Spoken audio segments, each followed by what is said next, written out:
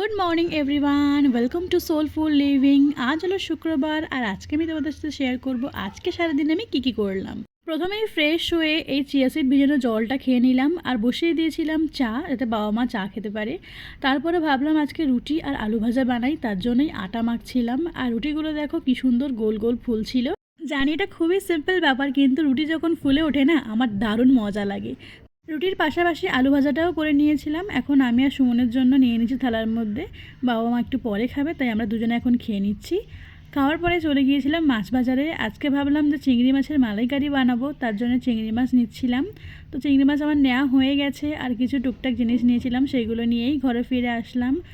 ঘরে এসে চিংড়ি মাছগুলোকে ভালোভাবে কেটে ধুয়ে পরিষ্কার করে তার মধ্যে নুন আর হলুদ মাখিয়ে রাখছি। যখন মামাবাড়িতে ছিলাম না, তখন আমার কাজিন সিস্টার পপিতা ও চিংড়ি মাছের মালাইকারি বানিয়েছিল, সেটা খেয়ে সুমনের দারুণ লেগেছিল। তাই ও আমাকে অনেক দিন ধরে বলছিল চিংড়ি মাছের মালাইকারি বানানোর জন্য।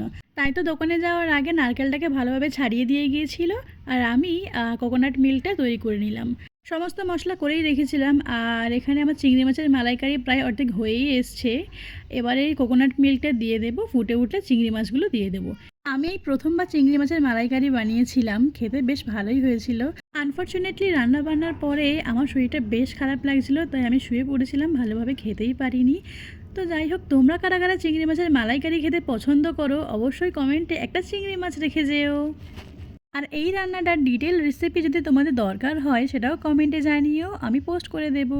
চিংড়ি মাছ ছাড়াও আজকে বানাবো মাছের ঝাল, তার জন্যই মাছগুলো ভালো করে কেটে ধুয়ে পরিষ্কার করে নুন হলুদ মাখিয়ে রেখেছিলাম। তো সেগুলোকে ভেজে নেব, ভেজে নেওয়ার পরে মাছের ঝালটা বানিয়ে নেব। তোমরা কারা কারা এরকম জ্যান্ত মাছ খেতে পছন্দ করো, আমাকে অবশ্যই কমেন্ট করে জানাবে। আমাদের তো পুকুরে মাছ চাষ হয়, তাই প্রায়ই এই সমস্ত মাছ আসে। যখন ও বাড়িতে ছিলাম, আমার ঠাকুরদা বাবা সবাই তো মাছ চাষ করতো, তখনও আমরা এই জ্যান্ত মাছই খেতাম। রুই কাতলা তেলাপিয়া ছাড়াও ট্যাংরা, খলসে, কই, শিঙি এই সমস্ত মাছ খেতে আমি ভীষণ ভালোবাসি। এই আমগুলো কেটে নিয়েছিলাম চাটনি করব বলে, কিন্তু শরীরটা খারাপ লাগে, চাটনি আর করতে পারিনি, আমগুলো পড়েই ছিল। বিকেলবেলা একটু ম্যাগি করছিলাম, ম্যাগি খাওয়ার খুব ইচ্ছা হচ্ছিলো, অনেক দিন ধরেই ম্যাগি খাওয়া হচ্ছিল না। তো করে আনলাম, এখানে সুমন খাচ্ছে আর ও বলছে ম্যাগিটা বেশ আজকে ভালোই হয়েছে। ডিম দিয়ে বানিয়েছিলাম।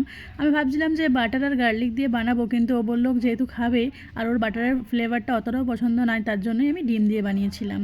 আমার না ম্যাগি ওই শুধু জল দিয়ে ঝোল করে খেতে একদমই ভালো লাগে না, এভাবেই খেতেই ভালো লাগে। আর এর মধ্যে যদি আরেকটু ভেজিটেবল থাকতো আরও ভালো লাগতো, কিন্তু যেহেতু বলেছিলাম শরীরটা খারাপ, তার জন্যই সিম্পলভাবেই বানিয়েছিলাম। সন্ধ্যাবেলার দিকে বাচ্চারা পড়তে চলে এসেছিল, ওদের পড়াশোনা এবারে শুরু হবে, কারণ ভোটের রেজাল্ট এই সমস্ত কিছু করতে করতে 1 মাস প্রায় ওদের পড়াই হয়নি ভালোভাবে। আমাদের পশ্চিমবঙ্গের শিক্ষা ব্যবস্থায় এতটাই অবনতি ঘটেছে যে বইগুলো দেখলেই তোমরা বুঝতে পারবে। ছবি, নানা রকম ছবি দিয়েই শুধু বইটা ভরানো, আর কিচ্ছু পাওয়া যায় না বইতে, না একটা প্রশ্ন না একটা উত্তর। আশা রাখছি নতুন সরকার আসার ফলে শিক্ষা ব্যবস্থারও উন্নতি হবে। তো আমাদের বাড়িতে আজকে একজন অতিথি এসেছিল, সেই আমাদের জন্য এগরোল এনেছিল। আর বাইরে না প্রচণ্ড বৃষ্টি শুরু হয়েছিল, সেই বৃষ্টি দেখতে দেখতেই আজকের এগরোলটা আমি এনজয় করছিলাম। আজকের ভিডিওটা কেমন লাগলো তোমরা কমেন্টে জানিও, ভালো লাগলে চ্যানেলটাকে সাবস্ক্রাইব করে দিও। দেখা হবে আবারও একটা নতুন ব্লগে।